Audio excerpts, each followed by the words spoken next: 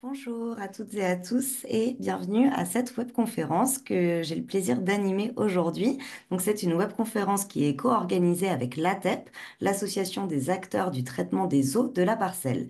Alors pour celles et ceux qui ne me connaissent pas, donc je suis Marie Langlois-Berthelot, responsable du pôle eau et en charge de la communauté assainissement non collectif d'Idéalco pour qui cette webconférence est organisée aujourd'hui sur le sujet de la responsabilité élargie des producteurs, autrement appelé REP, et son application aux produits de gestion individuelle de gestion des eaux de la parcelle, notamment les installations d'ANC et leurs médias filtrants sur lesquels on va se concentrer aujourd'hui. Donc, on va vous présenter le fruit d'un travail qui a été initié par l'ATEP, un syndicat qui regroupe notamment des fabricants d'installations d'ANC, mené en partenariat avec Valobat, un éco-organisme qui travaille sur le recyclage des produits du bâtiment pour mettre en place des processus pour gérer la fin de vie et la valorisation de ces produits. Donc, au programme de cette webconférence cet après-midi, on commencera par donner la parole à Colline Poisson et à Stéphanie Jacob de Valobat. Elles vous expliqueront ce qu'est Valobat déjà, en quoi consiste cette REP PMCB qui concerne donc les produits et matériaux de construction du bâtiment.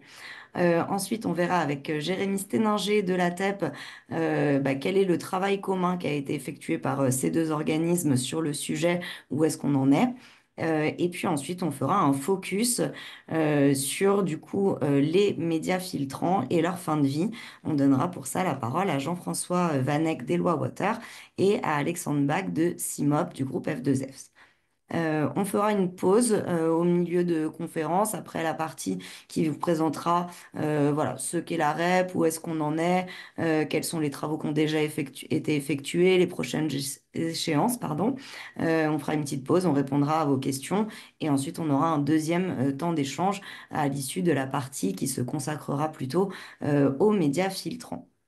Donc, pour poser vos questions, si vous nous suivez sur Zoom, ça se passe dans le module Q&R. Vous pouvez m'envoyer vos questions à l'écrit et je les relayerai aux intervenants. Et si vous nous suivez sur Vimeo, vous avez un chat qui est à disposition sur le côté de votre écran. Et avant de rentrer dans le vif du sujet, je vous précise que la webconférence est enregistrée, qu'elle sera donc disponible en replay d'ici quelques jours sur la plateforme Idealco avec les supports de présentation qui vous seront partagés par les intervenants. Voilà pour cette introduction, pour le déroulé. Et du coup, je vais maintenant laisser la main donc, à Colline et à Stéphanie pour lancer le partage d'écran et puis commencer par nous expliquer déjà qu'est-ce que c'est Valobat et qui vous êtes. Bonjour à tous, Colline Poisson, chargée d'adhérents au sein de Valobat et je suis accompagnée de Stéphanie Jacob qui est responsable de secteur Bonjour à tous. au sein de Valobat également. Alors, on va essayer de vous expliquer qu'est-ce que la REP pour remettre un peu le même niveau d'information au sujet de cette réglementation qui peut être un peu complexe au premier abord. Alors, qu'est-ce que c'est la REP PMCB? Donc, la responsabilité élargie du producteur. Comment ça s'organise au sein de cette réglementation? Donc, PMCB, comme le disait Marie, c'est produits et matériaux de construction du bâtiment. Donc, on va avoir deux pendants. On va avoir les metteurs sur le marché, qui vont être les importateurs et les fabricants, qui vont avoir une nouvelle responsabilité suite à la loi AGEC de 2020 qui va mettre la responsabilité de fin de vie des produits sur ses fabricants et ses distributeurs. Donc, comment ça s'organise? On va avoir donc ces metteurs sur le marché, qui sont les importateurs et les fabricants, qui vont donner leur responsabilité à un éco-organisme comme Valobat et vont avoir une obligation donc de paiement et de déclaration de ces produits qu'ils mettent sur le marché. Ces éco-contributions sont du coup reversées à un éco-organisme et cet éco-organisme va organiser la reprise des déchets sans frais du bâtiment. Voilà, on a vraiment deux pendants. On a ceux qui ont des obligations, les metteurs sur le marché, et ceux qui sont détenteurs des déchets qui peuvent bénéficier des offres de services. Donc, tout au long de la présentation, on va parler de tout ça.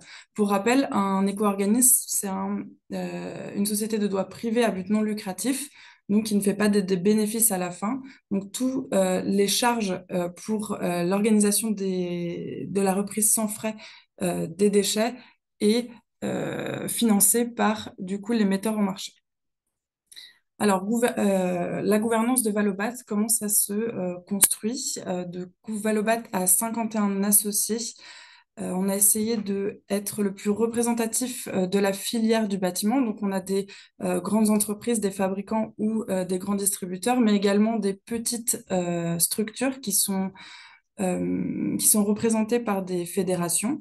Et on a fait une co-construction au sein de comités de secteur. Donc, on a essayé de rassembler en typologie d'acteurs et de matériaux du bâtiment des comités de secteur. Ces comités de secteur sont animés justement par des responsables de secteur comme Stéphanie, au sein de groupes de travail, mais aussi au sein de groupes de travail plus spécialisés, comme pour la TEP, où on a créé un groupe de travail spécifique au secteur de l'assainissement.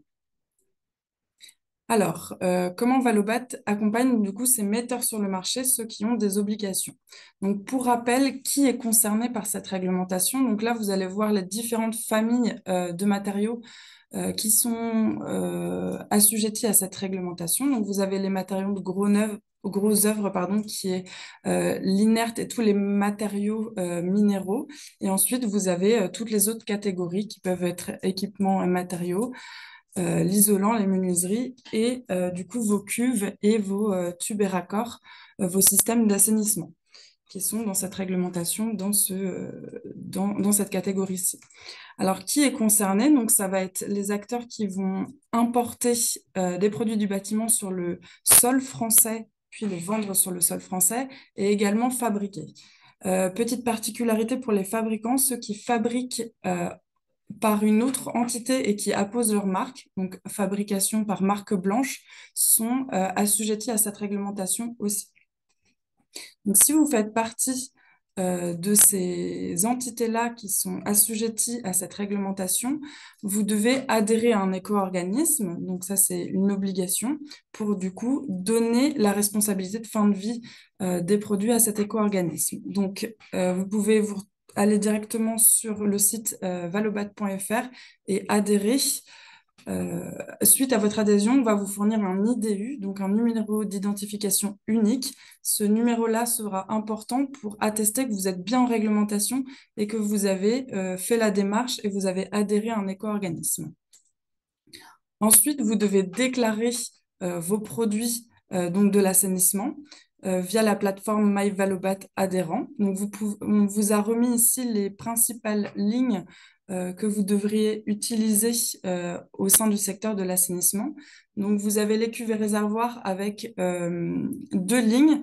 Donc, soit la ligne cuvée réservoir en plastique ou en métal. Donc là, vous avez le choix entre les deux lignes en fonction de la matière de votre produit.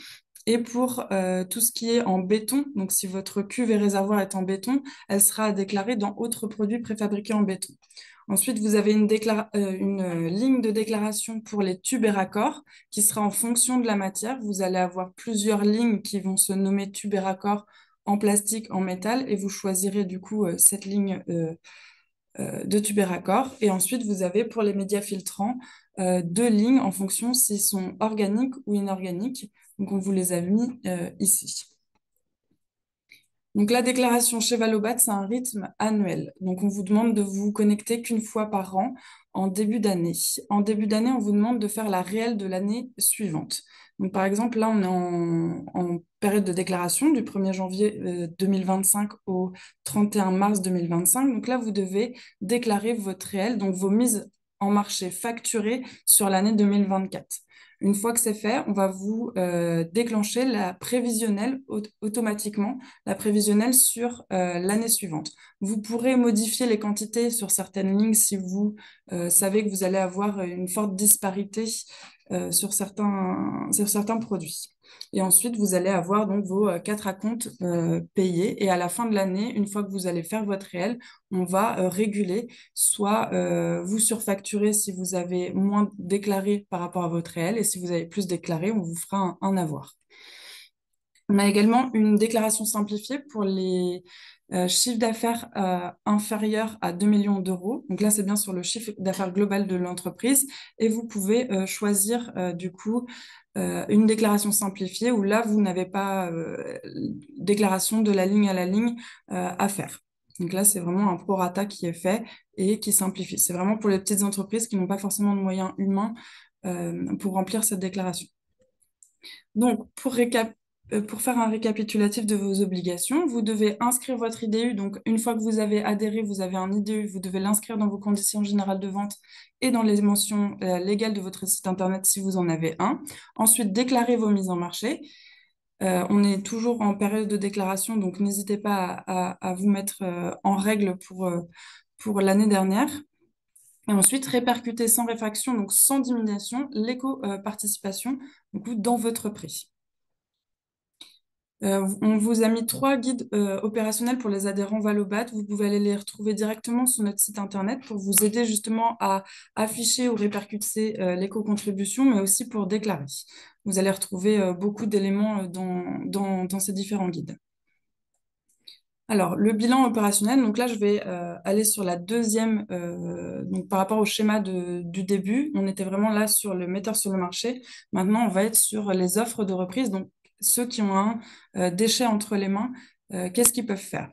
Donc, on a un schéma général qu'on a essayé de simplifier à Valobat.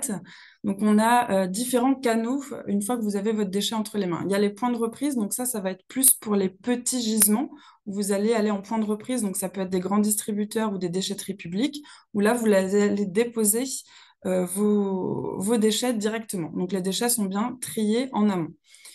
Via donc l'application Valodépôt. J'y reviendrai tout à l'heure sur les canaux qu'est-ce qu'on doit faire par différents schémas. Ensuite, vous avez le service à l'entrepôt. Donc là, on va vous déposer des contenants directement sur votre entrepôt pour gérer les flux de déchets. Et ensuite, on a donc le contrat pour les chantiers qui là va être exclusivement en financier. Nous, on va financer le traitement de vos déchets. Donc, on a les points de reprise où là, on a un apporteur externe. On va apporter les petits gisements. Ensuite, on va avoir le contrat entrepôt où on va mettre des solutions directement sur votre entrepôt et les chantiers où là, on va être juste en financier pour financer la gestion de la reprise des flux triés. Toutes ces offres sont cumulables. Donc, par exemple, si vous avez des gros chantiers, on peut, du coup, vous mettez vos contenants directement sur chantier. Mais si vous avez aussi des poseurs qui vont avoir des petits gisements qui n'ont pas l'habitude d'avoir, etc., où il n'y a pas besoin de mettre de contenants sur place, vous pouvez les déposer au compte-gouttes dans les points de reprise et mettre des contenants sur les gros gisements que vous avez régulièrement sur votre entrepôt.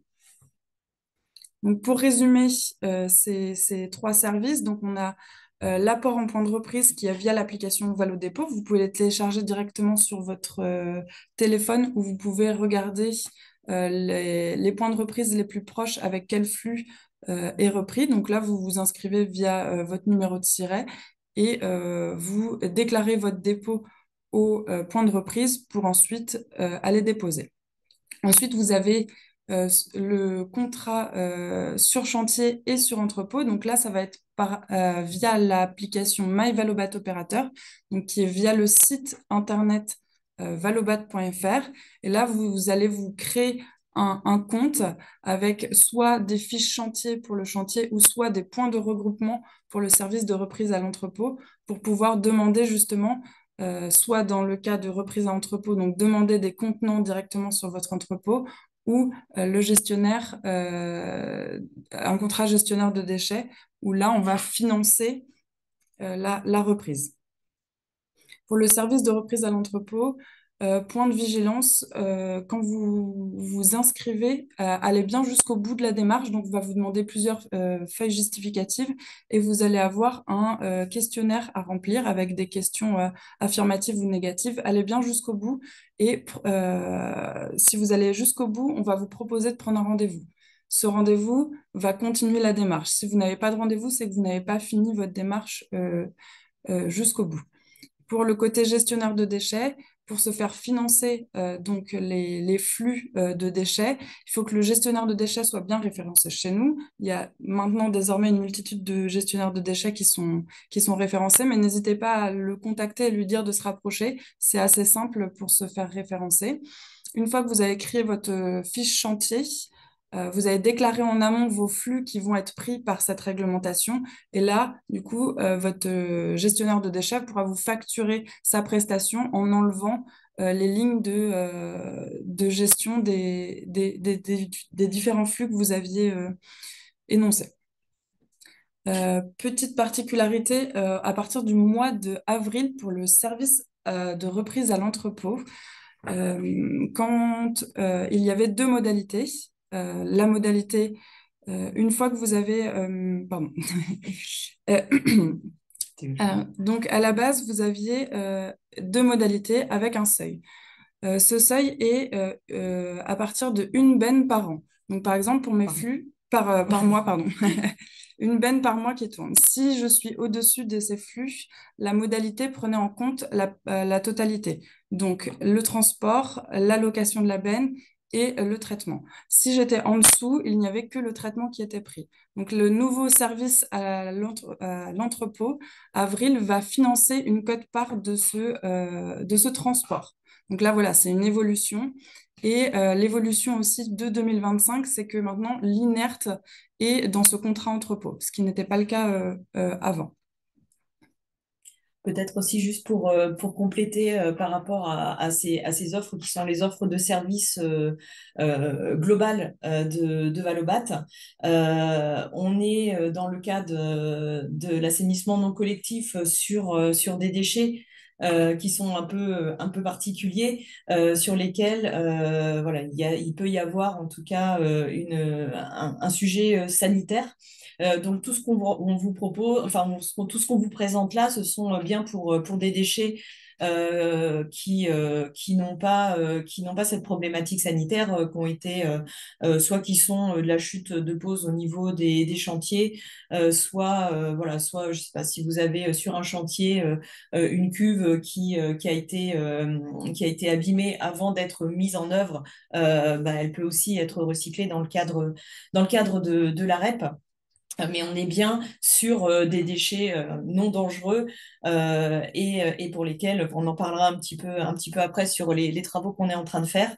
Voilà, donc cette offre qui vous est présentée, que Colline vous a présentée, est bien sur des déchets classiques entre guillemets, qu'on peut trouver dans les produits du bâtiment, et sur lesquels on travaille avec la TEP pour que de plus en plus de déchets de l'assainissement collectif puissent être repris dans ce cadre-là. Voilà. Et juste pour finir, du coup, sur cette partie, une photographie à date du coup des services déployés par cette réglementation. Donc là, on est à plus de 4000 points de collecte à travers la France, donc avec des distributeurs, des déchetteries pro, comme on vous parlait tout à l'heure, et aussi un nombre de chantiers soutenus, donc plus de 5000 depuis le début de la réglementation, donc depuis le 1er mai 2023, et aussi près de 500 contrats entrepôts qui sont en vigueur actuellement. Donc, je vais laisser la main par la suite à Jérémy pour nous faire un point sur la collaboration entre Valobat et la TEP. Donc, ce qu'on parlait tout à l'heure des groupes de travail et des groupes de travail spécifiques, et ce qu'évoquait du coup Stéphanie sur les particularités que peut avoir les déchets de l'assainissement. Voilà, on essaye d'y travailler et à travers ces groupes de travail. Merci Colline, bonjour à toutes et à tous. Donc effectivement, vous expliquez comment on a engagé cette réflexion au niveau de la TEP et cette collaboration, ce partenariat avec Valobat. Donc ce qui est important, c'est de voir que, enfin, dès la genèse de la TEP, quand on s'est mis en place en octobre 2020, il y avait cette notion, cet engagement d'amener l'ANC vers l'économie circulaire. Et on a mis en place un certain nombre d'initiatives avant même qu'on se pose la question de la mise en œuvre de la REP et qu'on s'engage dans dans ce sujet-là. Je veux bien qu'on passe à la diapo suivante. Donc, un des premiers axes qu'on a travaillé dans ces enjeux d'économie circulaire, qui sont là plutôt liés à la RE 2020 et qui sont intéressants de souligner, c'est que dès 2020, on a travaillé à la notion d'analyse de cycle de vie des produits de l'assainissement non collectif. Donc, on a inscrit les produits dans les démarches environnementales et on a travaillé avec IRSTEA là, à faire un diagnostic préliminaire. On a été ensuite mandaté par le ministère pour faire de la standardisation des ACV d'ANC. Donc, on a continué à travailler avec IRSTEA et un certain nombre d'industriels volontaires pour publier en 2022 un cadre de recommandations méthodologiques pour mettre en place les ACV ANC. Et ce travail, il a été couronné de succès puisqu'en décembre 2023, ces règles spécifiques dédiées au système d'ANC pour faire les ACV et les FDES a été référencées dans le programme INIES. Donc, c'est-à-dire que ce document-là est aujourd'hui un cadre de référence pour la réalisation des ACV ANC. Donc ça, c'est un premier sujet qu'on a travaillé dans le cadre du développement durable et de l'économie circulaire, où il y a effectivement quand même à l'intérieur aussi les notions de déchets, de fin de vie des installations. Alors, sur les sous-produits de l'assainissement à la source, ben, c'est pareil. Dès le début de la TEP, on a réfléchi à ce sujet-là, et notamment au sujet des médias filtrants, et on a mis en place un sous-groupe dédié aux sous-produits de l'assainissement à la source dès 2020, avec un comité d'experts qu'on a mis en place, notamment avec des membres des pros de l'ANC, des gens du CINABA, du SNEA, de la CNATP, où on a réfléchi à ce sujet de la caractérisation des sous-produits et des gisements, de faire l'inventaire des collectes, des récupérations, de ce transfert de sous-produits, et puis de voir quelles étaient les filières de traitement, recyclage, d'élimination. Et on parlait déjà du sujet des médias et de rattacher à un code déchets.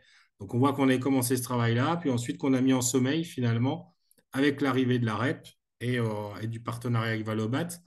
Donc ce qui est important aussi avec la REP, c'est que dès que la loi AG qui est sortie, ben, en fait on s'est mis en veille, le syndicat, mais aussi les adhérents ont alerté le syndicat sur cette réglementation et le besoin d'information. Donc, dès 2020, on a commencé ce travail-là.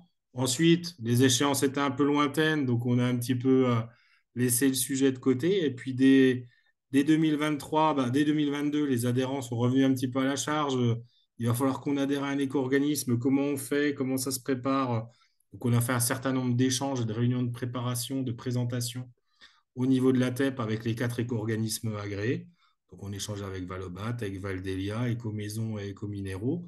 Et ensuite, tout ça pour apporter toutes les informations et les éléments aux adhérents, ce qui nous a permis d'avoir un petit succès à la TEP, finalement, c'est que tous les adhérents, tous les membres de la TEP ont adhéré à un éco-organisme à l'échéance du 1er janvier 2023.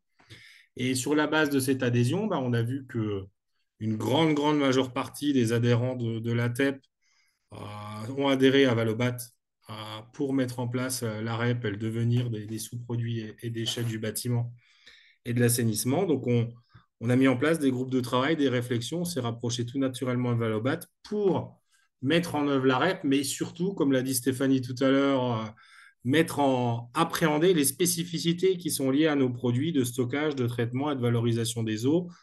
Parce qu'on a des produits, on va le voir tout à l'heure dans les cadres, mais à double emploi, où on les posait soit en domaine public, soit en domaine privé. Et il y avait les questions aussi, effectivement, qu'on va traiter du côté souillé et des aspects sanitaires de ces produits-là, qui imposaient finalement de prendre en compte les spécificités. Et du coup, on a initié ce travail dès 2023 entre la TEP et Valobat. Et on vous présente finalement aujourd'hui une partie des résultats de ce travail-là et des perspectives à venir dans le domaine.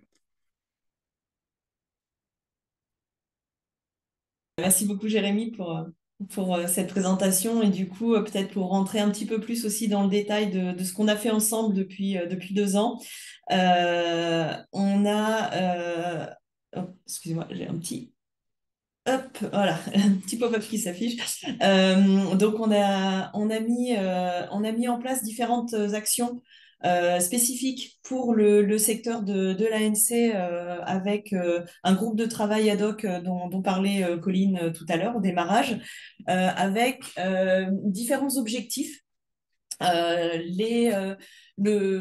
ça n'a pas forcément été le premier, mais en tout cas, c'est un des premiers sur lequel on a avancé et qu'on a finalisé. C'était de préciser le périmètre d'assujettissement. Effectivement, les produits qui sont mis sur le marché dans le cadre de l'ANC peuvent être mis en place dans le cadre de chantiers de travaux publics et il y avait une nécessité de clarifier ce périmètre d'assujettissement pour savoir quels étaient les produits qui pouvaient être considérés comme des produits installés sur des ouvrages de TP versus ceux qui étaient installés plutôt sur des ouvrages bâtiments. c'était important de pouvoir le préciser en termes de qualification du produit et non pas en termes de chantier.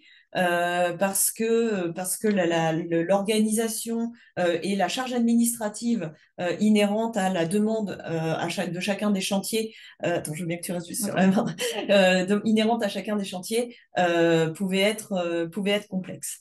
Le deuxième sujet, c'était le fait de faire de la pédagogie, d'informer les acteurs du monde de l'assainissement que la REP existait, qu'il y avait des solutions qui étaient en train de se mettre en place, qu'il y avait voilà, des consignes de tri, des points de reprise, etc.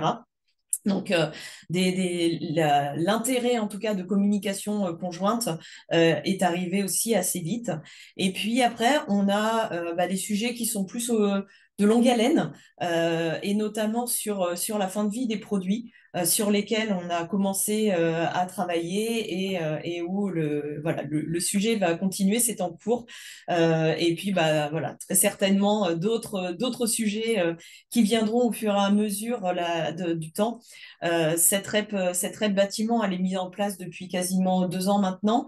En fait, c'est très jeune pour une REP. Donc, et particulièrement quand on considère la taille du secteur du bâtiment et, voilà, et tout ce qu'il y a, tous les acteurs concernés, tous les produits concernés et cadrer tout ça, c'est un sujet voilà, qui se met en place progressivement. Voilà, je pense qu'on a déjà fait des belles réalisations avec la TEP sur lequel on va pouvoir.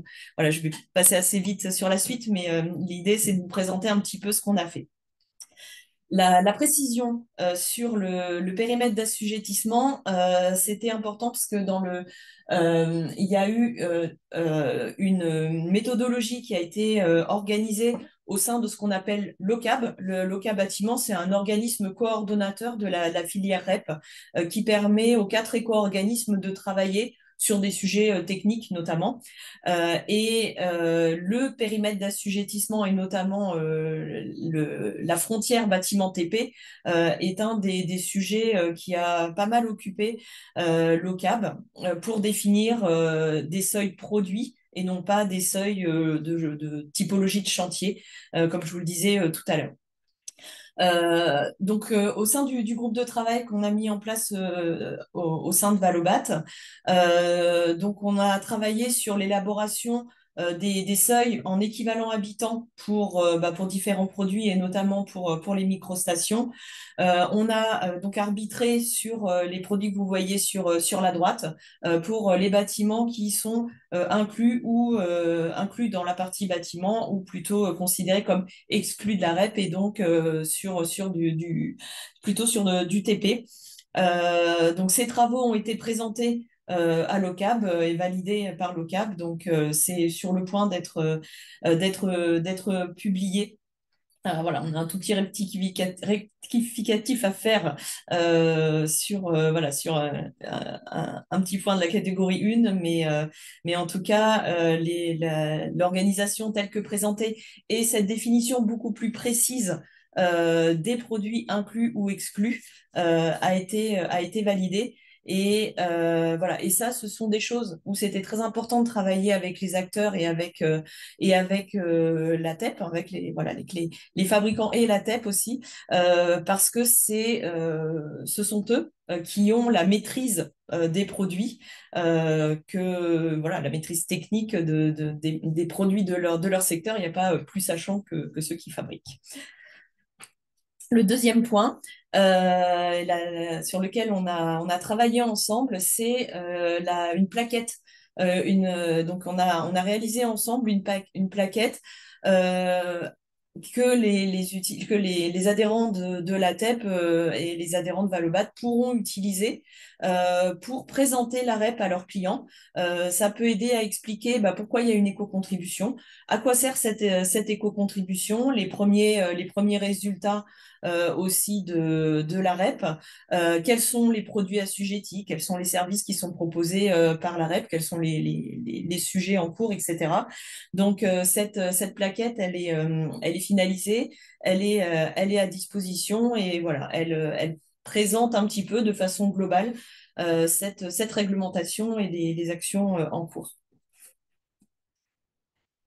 On a aussi un troisième sujet qui est le démarrage du troisième point, qui était le point de que fait-on de ces produits en fin de vie. On a une expérimentation qui est en cours sur la fin de vie des produits de l'assainissement, plutôt sur la partie cuve et réserve, enfin, la cuve pour l'instant. Le point média filtrant étant, voilà, vous sera expliqué par la suite. L'objectif de cette expérimentation, c'est de trouver des filières qui vont être viables viables et qui existent et qui vont continuer à exister pour le traitement de ces typologies de déchets, avec deux points importants et complexes dans le cas d'une entreprise qui va gérer ces déchets. C'est d'abord qu'on est sur des produits qui sont de grande dimension, donc avec un sujet logistique, transport, traitement, broyage, etc., qui est à traiter. Et un deuxième point qui est une nécessité d'hygiénisation de ces produits de façon à assurer le point, la sécurité sanitaire de toute la chaîne de recyclage. On en est au tout démarrage, on vous le présente quand même parce on s'est lancé, mais on en est vraiment au tout démarrage de cette expérimentation. Et puis, si l'expérimentation se poursuit et a le succès, on vous tiendra au courant des avancées de ce test. Avec vraiment cette précaution qui est de dire, qu'on ne se précipitera pas à proposer une filière si on n'est pas certain que des enjeux, de maîtriser tous les enjeux sanitaires derrière. Mais voilà, j'ai aucun doute que l'accompagnement de la TEP nous aidera là-dessus. Fanny, du coup, va poursuivre sur la suite. Ça nous paraissait important de mettre un point d'information pour vous, pour savoir ce que la filière, autre que cette gestion des déchets, etc., doit aller plus loin et doit promouvoir l'économie circulaire à travers cette réglementation et qu'est-ce que Valobat a mis en place du coup depuis le début de cette filière et qui va en grossissant. Merci Colline. Alors en fait, l'objectif d'une REP, c'est de travailler sur l'ensemble de la vie d'un produit. Donc, quelque part, si on rembobine le démarrage de la vie d'un produit, c'est son éco-conception. Donc, un des objectifs de Valobat, c'est de promouvoir et de porter l'éco-conception pour ses adhérents et pour proposer des offres de services, d'éco-conception pour les entreprises adhérentes pour qu'il y ait de plus en plus d'éco-conception dans les produits, que les produits soient plus démontables, plus recyclables, qu'ils intègrent plus de recyclés aussi à l'intérieur. Pour ça, on a deux enjeux réglementaires, où là, c'est les pouvoirs publics qui ont porté le point. La loi AGEC impose aux entreprises de mettre en place des plans de prévention et d'éco-conception. Ça va être un plan avec des objectifs d'éco-conception que les entreprises vont devoir remplir tous les 5 ans et transmettre à leur éco-organisme qui les consolidera et les enverra à l'ADEME. Donc ça peut permettre d'avoir des objectifs individuels pour l'entreprise ou collectifs au sein d'une filière sur les enjeux de la filière. Ces plans de prévention et d'éco-conception, ils peuvent être adaptés à des filières. Donc ça peut être, j'ai pour objectif d'atteindre tel pourcentage de recyclé dans mes produits, d'avoir une démontabilité, d'avoir plus de biosourcés, peu importe.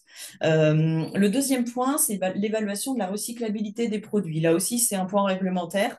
Les éco-organismes doivent pouvoir indiquer à leurs adhérents si les produits sont recyclables ou pas, et ça sur la base de critères qui sont définis par les pouvoirs publics. Donc, on a un outil qui est en cours de finalisation pour évaluer la recyclabilité des différents produits qui sont mis en œuvre dans le cadre de la REP. Et puis après, on a ce que fait Valobat lui-même, je vais dire en plus de ce que la réglementation peut offrir. Et là, c'est un accompagnement personnalisé des projets d'éco-conception pour faire monter l'ensemble de la filière sur cette éco-conception avec différentes approches, formation, information, etc. Une fois qu'on a bien éco-conçu le produit, il est mis en œuvre et on peut imaginer qu'à un moment ou à un autre, il pourra être réemployé. Donc, on a aussi, dans ce cadre-là, mis en place un plan d'action sur le réemploi. L'idée étant au sein de tous les produits du bâtiment, pouvoir développer le réemploi en activant la demande de matériaux de réemploi, en structurant l'offre que les acteurs du réemploi peuvent mettre à disposition, et puis aussi en travaillant avec les metteurs sur le marché qui peuvent avoir envie ou un intérêt à inclure dans leurs offres des offres de réemploi et de permettre à ce que l'offre de réemploi et la demande puissent se rencontrer afin de développer le réemploi. Je passe rapidement là-dessus parce que je pense que ce n'est pas le sujet majeur de notre du secteur de la TEP pour l'instant, et qu'on est plus donc sur le dernier point qui est le point R&D, où là, typiquement, on va être sur des projets qui pourront permettre d'avancer dans le recyclage et la valorisation des déchets du secteur de l'ANC. Donc, on a des appels à projets qui vont sortir une fois par an, sur lesquels il y a des entreprises qui peuvent répondre. Donc, on en a fait un en mai dernier et on en aura un autre en cours de cette année, avec en plus un appel à manifestation d'intérêt qui va permettre en fait aux entreprises qui sont intéressées pour échanger, avoir du réseau sur toutes les particularités de la R&D et de l'innovation.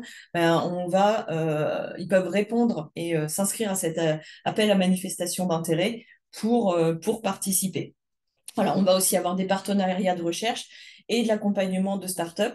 Donc, en lien avec notre direction des opérations, typiquement, on pourrait avoir un projet sur l'hygiénisation des cuves et à côté des travaux avec la direction des opérations pour assurer la logistique autour de ces déchets.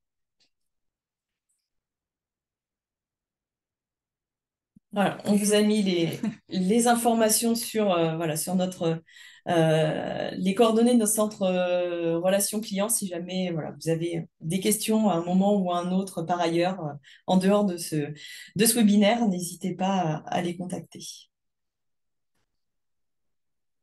Eh ben, merci beaucoup à toutes les deux du coup pour cette première partie de présentation. On va donc pouvoir maintenant répondre à quelques questions avant de rentrer du coup dans le détail de la revalorisation des médias filtrants.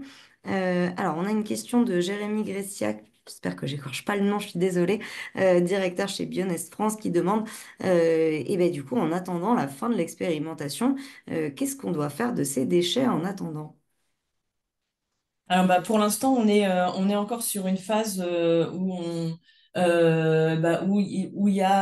peut y avoir reprise des déchets sur lesquels on n'a pas de sujet d'hygiénisation. Donc, comme je le disais tout à l'heure, ça peut être une cuve qui casse au cours de l'installation ou des chutes de tubes ou de tubes et raccords que vous pouvez avoir. Dans ce cas-là, vous pouvez utiliser les services de la REP.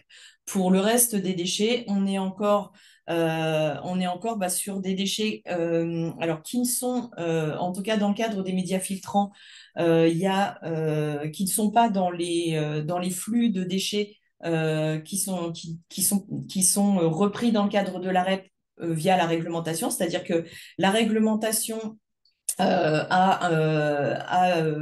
donné dans le cahier des charges des éco-organismes 7 flux qui devaient être repris. Voilà, les inertes, le bois, le métal, le plastique, le plâtre et les menuiseries vitrées. Et puis, bon, enfin, 6 flux du coup, parce que le carton, on n'a pas beaucoup de déchets en carton, enfin, de produits de bâtiment en carton. Dans le cadre, à chaque fois en fait, à chaque fois chez Valobat qu'on a une filière qu'il est possible de mettre en œuvre, on la rajoute et on permet de déposer les déchets. Voilà, pour donner un exemple qui n'est pas du tout dans votre secteur, mais on a eu des possibilités d'avoir une filière nationale sur la valorisation des membranes bitumineuses. On a mis en place cette filière. Et en fait, l'objectif qu'on a avec l'ATEP et avec les acteurs de l'ANC, c'est de pouvoir mettre en œuvre des filières justement sur les médias filtrants ou sur les cuves utilisées. Mais pour ça, en fait, on ne peut pas le faire directement. On est obligé de passer par des étapes qui vont nous permettre d'assurer d'abord d'avoir des centres de traitement qui acceptent ces produits et un process qui soit sécurisé et organisé pour voilà, la logistique sur la dimension des cuves et l'hygiénisation derrière. Donc voilà, pour l'instant, ces déchets, en tout cas les déchets euh, j'allais dire de fin de vie, ne sont pas encore repris gratuitement dans le cadre de la REP, mais le reste des déchets que vous pouvez avoir, voilà, ça peut être aussi je sais pas, du gravat ou en fin d'installation. Il peut rester peut-être voilà, des parpaings, des choses comme ça. Ça, par contre, c'est bien repris dans le cadre de la REP et vous pourrez aller les déposer dans un des canaux que vous a présenté Colline tout à l'heure, soit sur un point de reprise si les quantités ne sont pas trop importantes, ou directement en reprise chantier. Hmm. Merci beaucoup. Oui, il dit que bah, forcément, on aura bien compris que c'est des travaux qui commencent, hein, parce qu'il nous dit voilà, que tout est au conditionnel dans la réponse, mais du coup, en attendant, c'est vrai que pas trop de solutions pour les fabricants. Voilà, si une cuve doit être enlevée de chez un particulier, qu'est-ce qu'on en fait en attendant? Il y a déjà des solutions qui sont mises en œuvre. On a discuté justement avec Jérémy et quelques adhérents de la TEP à ce sujet et il y a des solutions. Donc, en attendant qu'on ait un processus d'hygiénisation, c'est de les envoyer en centre d'incinération. Donc Hmm. là, justement, le processus ne permet pas forcément d'avoir une hygiénisation. On peut trouver des solutions comme ça. Donc voilà, c'est que des particularités. C'est pas uniformisé au national, comme le disait Stéphanie. C'est pas aussi une solution non plus 100% optimum pour nous et pour la filière REP. C'est pour ça qu'on fait des Hmm. expérimentations pour essayer de trouver s'il y a d'autres manières de faire mieux les choses, en quelque sorte. Hmm. Oui, donc en fait, pour lui répondre clairement, pour le moment, une cuve souillée, on n'a pas tellement d'autres choix que de l'envoyer en En incinération. Et incinération, le but voilà. de ces travaux, c'est de trouver évidemment des solutions de valorisation plus D'accord. Oui, voilà. Ouais. satisfaisantes par la suite et d'intégrer de l'économie circulaire là-dedans. Merci pour cette précision. Et on a une autre question de Bruno Chausson, qui est chez Aquatiris, qui demande est-ce qu'il faut hygiéniser les sous-produits avant dépôt en point de reprise ou est-ce que l'hygiénisation serait faite par Valobat? Alors, à date, en tout cas, je vais avoir des difficultés à vous répondre directement parce que s'il y a des possibilités d'hygiénisation actuellement et que derrière, on peut assurer la reprise des déchets avec une certitude de sécurité, pourquoi pas? Ça pourrait être, voilà, si vous avez un tube et que ce tube est hygiénisé, que vous avez des solutions pour ça, pourquoi pas? Maintenant, justement, l'objectif de l'expérimentation, c'est bien de voir les possibilités d'hygiénisation, et l'ordre dans lequel ça se fait. Est-ce que ça doit se faire sur chantier? Est-ce que ça doit se faire par l'entreprise qui va déposer les produits? Ou est-ce que il existe des solutions? Ou est-ce qu'on peut développer des solutions avec des acteurs qui seront en capacité de les hygiéniser. C'est bien tout ça l'objet du test. J'ai bien conscience que ce qu'on vous présente, ça peut être un peu frustrant en termes de réponse. Encore une fois, on est vraiment au démarrage de cette REP et voilà, les actions sont mises en place pour proposer des solutions. Mais ce sont des sujets qui sont assez complexes avec des enjeux. Donc, voilà, on tient à faire les choses dans l'ordre et correctement pour que ce soit bien fait. Et que la solution qui soit proposée aussi derrière soit aussi une proposition simple. Si en échangeant et en travaillant sur le sujet, on voit que c'est simple pour les acteurs de la filière ANC d'hygiéniser sur place, bah, j'ai envie de dire pourquoi pas. Si on voit que là, c'est beaucoup trop compliqué et qu'il faut que ça soit fait dans un deuxième temps, pourquoi pas aussi. C'est vraiment l'objet de cette expérimentation d'aller de cadrer un petit peu ce sujet-là. Hmm. Oui, avec les difficultés, évidemment, que chaque installation va avoir un matériau différent, une composition différente, donc qu'il faut en fait trouver autant de solutions de valorisation qu'il existe de dispositifs différents. Et du coup, peut-être une dernière question. C'est Jérôme Le Maréchal qui est au département de la Manche, qui nous souligne que du coup, l'incinération ne pourra pas concerner les cuves en béton, mais que les cuves d'origine plastique. Donc, est-ce qu'aujourd'hui, pour les solutions béton, est-ce qu'il y a d'autres solutions de fin de vie à l'heure actuelle? Alors, à ma connaissance, non, il n'y a pas de solution de fin de vie sur les cuves béton parce qu'on a toujours ce problème d'hygiénisation, du coup, ce qu'on évoquait avec Stéphane. Je ne sais pas si peut-être Jean-François ou Jérémy, vous avez peut-être un peu plus d'historique que nous aussi voilà, sur ce qui se fait actuellement sur ces produits quand ils arrivent aussi en fin de vie, Oui, sur les solutions actuelles. effectivement, donc, Jean-François, je vais bien prendre le relais. Alors, effectivement, ce qu'on observe dans le cas des chantiers de réhabilitation hein, où nos produits sont installés, ben, parfois il y a des fosses béton en place qui sont là depuis 20, 30 ans. Et ce qui est souvent fait, on a deux chemins possibles, hein. Bah, ce qui est quand même fait le plus souvent, c'est que la fosse reste en place. C'est-à-dire que l'installateur la perce, donc il perce le fond, il la remblaye et il la casse, elle reste en place. Ça, c'est quand même, je pense que voilà, même les techniciens SPANC hein, qui sont parmi nous, ils savent, à mon avis, les proportions sur leur territoire de ce genre voilà, de pratiques hein, qui se rencontrent souvent. Et par contre, lorsque la cuve est sortie, bien là, il y a le seul mode, on va dire, d'évacuation, c'est l'enfouissement. Donc c'est pas du coup, mais c'est pas du tout de la revalorisation. Enfin voilà, c'est un peu ce qu'on disait tout à l'heure hein, sur ces déchets en fin de vie. Il y a toujours des solutions qui existent, mais notamment la solution ultime qui est l'enfouissement. Mais on sait que l'enfouissement, c'est pas de la revalorisation, ça reste voilà mise en décharge. Donc c'est pas très vertueux, et ça va pas du tout dans le sens de la loi AGEC dont on parlait tout à l'heure. Donc effectivement, il faut le temps que toutes ces filières se mettent en place pour pouvoir aller vers des modes d'évacuation qui soient plus vertueux, peut-être effectivement avec du broyage demain, du recyclage, des gravats, etc. Mais voilà, pour répondre concrètement, fosse béton, nous ce qu'on observe sur les vieilles fosses quand on est sur des chantiers, c'est laissé en place, soit c'est extrait et enfoui. Hmm. Oui, c'est ce que des personnes nous confirment. Donc, on a Gérald Baudry de CIMOP qui nous dit qu'en effet, généralement, c'est du remblaiement sur place qui est effectué. Et Blandine Tardy, qui est technicienne SPONC à la Comcom du Guiles 3, qui nous dit que généralement, voilà, du remblai sur place ou destruction sur place et remblai de l'emplacement.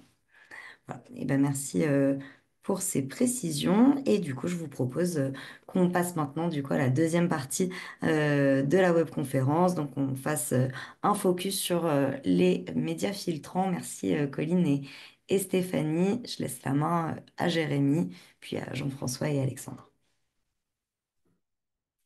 Merci beaucoup pour les interventions de la première partie. Merci Marie.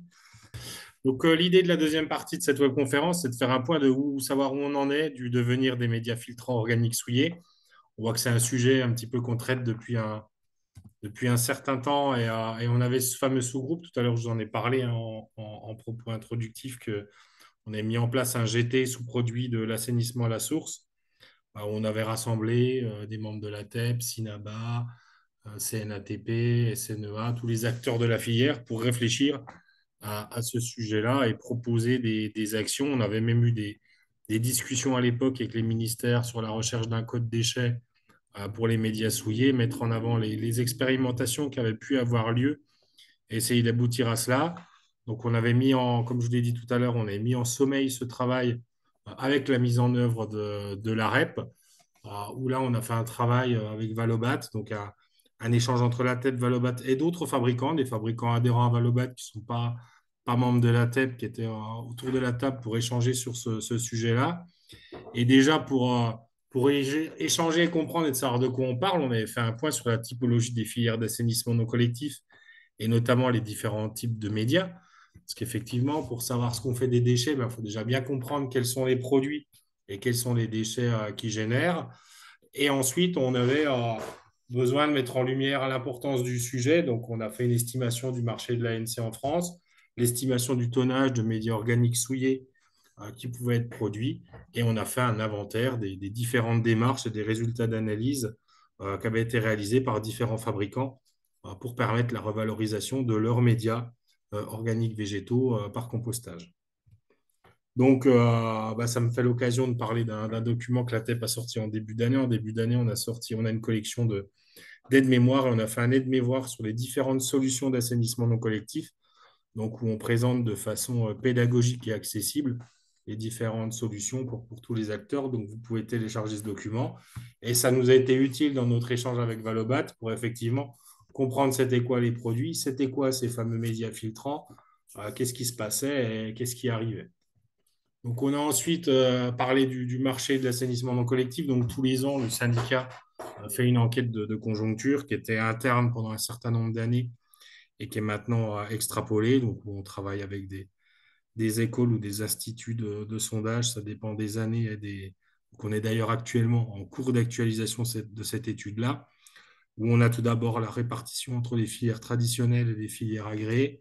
Mais ce qui a été important pour nous dans notre travail autour des déchets, des sous-produits et notamment des médias filtrants, c'était d'identifier quelle était la part de filtres compacts dans le dispositif, dans les produits sur le marché de l'assainissement, pour pouvoir nous permettre d'évaluer ce fameux tonnage théorique de médias souillés. Hein. Donc, c'est vraiment une évaluation théorique.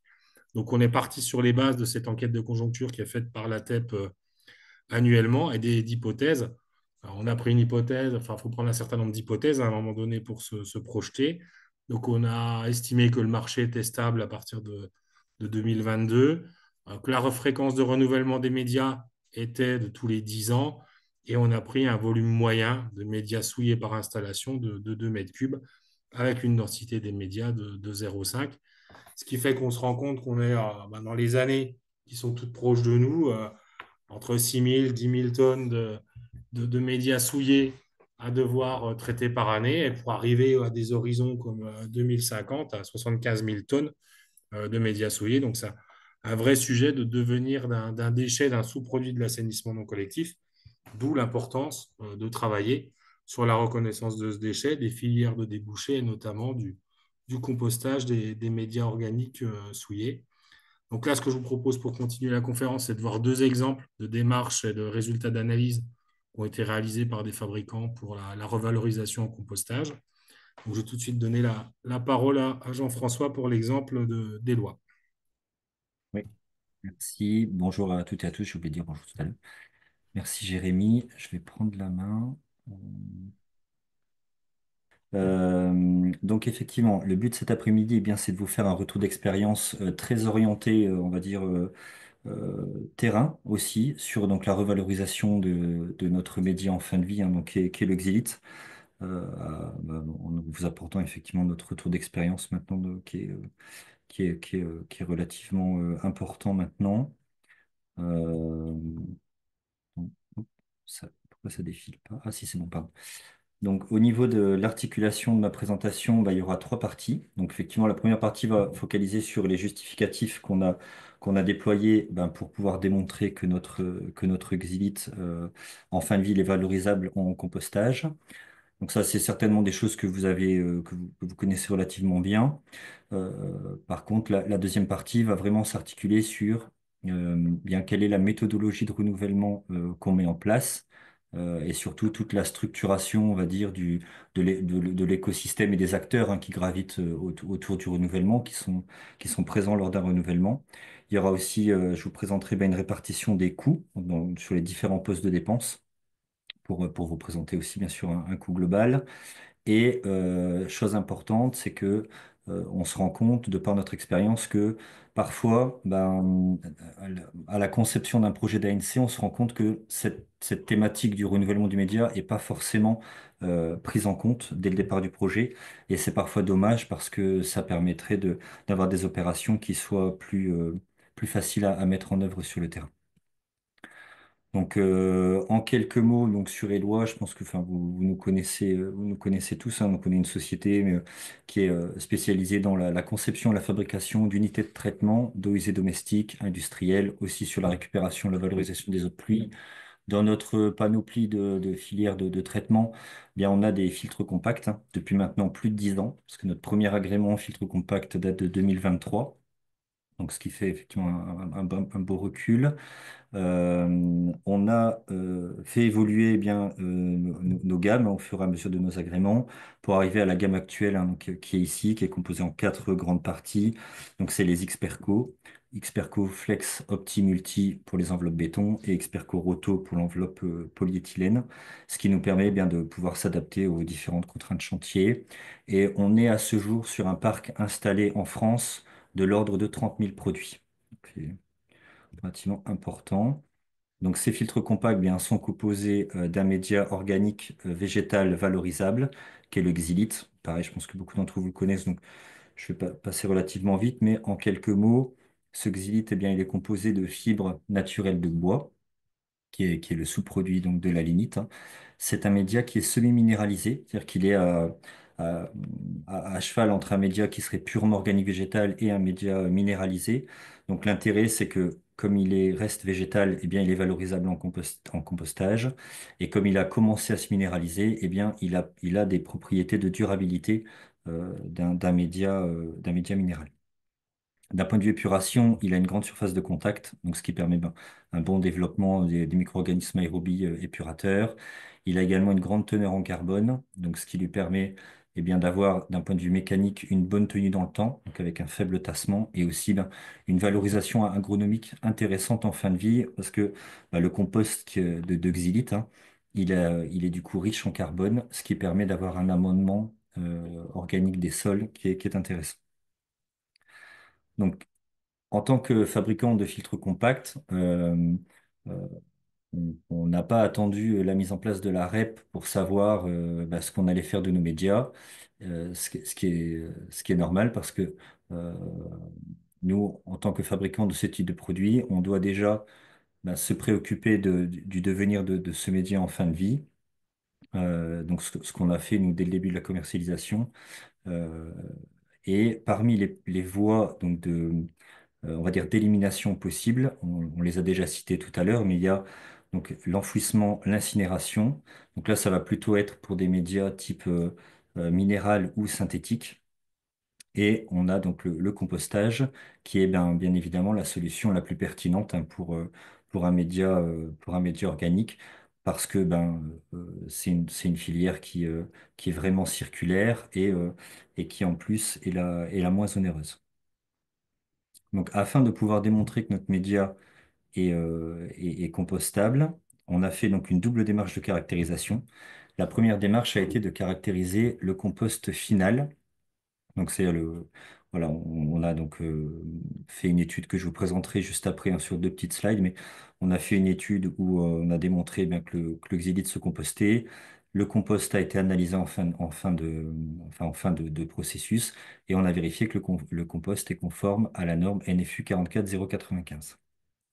La deuxième démarche a été également de caractériser le média usagé, donc là c'est vraiment le gisement en tant que tel, hein, la matière première, et de vérifier eh bien que ce média usagé, eh bien, il peut se raccrocher au code déchet 190805. Pareil, je vous le présenterai par après. Bien sûr, en parallèle de cette démarche, on va dire sur le média en tant que tel, on a fait toute une démarche déjà de prise de contact avec des compostières, donc pour mailler un réseau et nouer des contacts très forts avec ces compostières, ce qui nous a permis de vérifier qu'en fait, cette double démarche les rassure à deux niveaux. Les rassure déjà d'une part parce qu'on a vérifié que le média se composte. Voilà, on vérifie techniquement que le média, quand il est mis dans les conditions d'une compostière, il va bien se transformer en compost. Et de deux, ben, que ce soit la NFU 4495 et le code déchets, ça, c'est des éléments qui les rassurent parce que c'est des cadres réglementaires qu'ils connaissent, qu'ils emploient tous les jours et sur lesquels voilà, ça leur parle. Donc, sur la première démarche qu'on a faite, donc sur le compost final, c'est une étude de concompostabilité qui a été réalisée à échelle réelle, avec un suivi et une validation via un comité de pilotage indépendant, qui était composé de la compostière de l'Aube, là où on a fait les essais, la DDT de l'Aube, la Chambre d'agriculture de l'Aube également, et l'Agence de l'eau Seine-Normandie. Donc ce comité de pilotage a défini les conditions d'essai qui étaient assez extrêmes, hein, parce que ces essais, effectivement, la compostière de l'Aube, comment dire, a des andins qui font 500 tonnes. Et donc nous, comme on voulait se mettre à échelle réelle, il fallait qu'on ramène une quantité de xylite qui soit représentative par rapport à ces 500 tonnes, parce que bien évidemment, si on ramène que 2 tonnes de xylite et qu'on le mélange dans 500 tonnes d'andins, bah, il y aurait pas il y aurait pas d'impact, hein, forcément, donc, de par l'effet de dilution. Donc le comité de pilotage a demandé à ce qu'on ramène 10%, on va dire, de xylite, donc ce qui a été le cas avec les 50 tonnes, ce qui, pour vous donner une ordre d'idée, représente environ 100 produits 5EH. Donc c'est comme si on avait extrait le média de 100 produits 5EH le même jour et qu'on les avait tous envoyés dans la même compostière voilà, sur quelques jours, quoi. Ce qui est encore bien sûr loin d'être le cas. Pour vous donner un ordre d'idée, on est sur un rythme de renouvellement actuel qui est de 100, une centaine de produits par an, mais à l'échelle de tout le territoire français. On est bien loin de ça.